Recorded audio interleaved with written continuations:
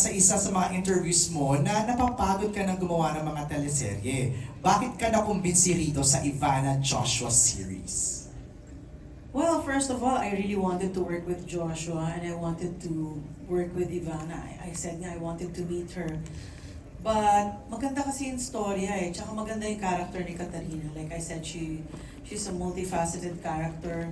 Weak siya pagdating sa anak niyang si Ace na talagang minamamasboy niya na kasi mahal na mahal niya. Doting mother naman siya kay Fiang. Tapang-tapangan siya kunyari kay Divino, but deep inside niini siya. Pero ganun pa rin yung parang statement ni Katarina is, che, public property ka. It's not my business to run after public property.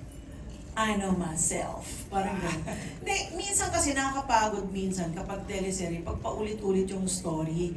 Like sabi ko nga, kadalasan sa mga TV series natin na napapanood, palagi yung issue, nawalan ng anak, nailap sila, yung pala magkapatid sila. But it's always may issue nawalan ng anak, nagkapalit yung anak, nawawala yung nanay. Parang napaka-common, parang wala namang ibang kwento. But with this kasi, Love is Never Gone, I love it, di ba, sinabi ko nga dun sa In the Making, this is more Hollywood than Filipino. Kasi there's a lot of action in it.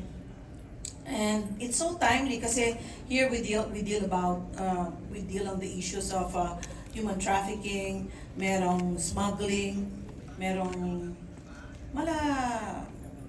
parang medyo diskaya yata ang role ko eh. Shh daw, sabi ni Direk Manny, shh. Hindi, parang kasi alahera siya. And then, basta parang smuggling ang ginagawa niya. But it's so timely yung mga issues dito. So sabi ko, ito ang dapat napapanood. May action, may sex, may love, may romance, may family. Parang every person can relate. Hindi kayong, hindi naman nawawala yung anak ko, hindi ako makarelate. Ito makakarelate ka. Lahat ng character, merong isang taong makakapulot ng hugot doon na, ako yan. Tama. Ako yan. Ayan, tsaka sa mga lalaking babae. Marami makaka-relate dyan. Yun. Alright, thank you, Miss D.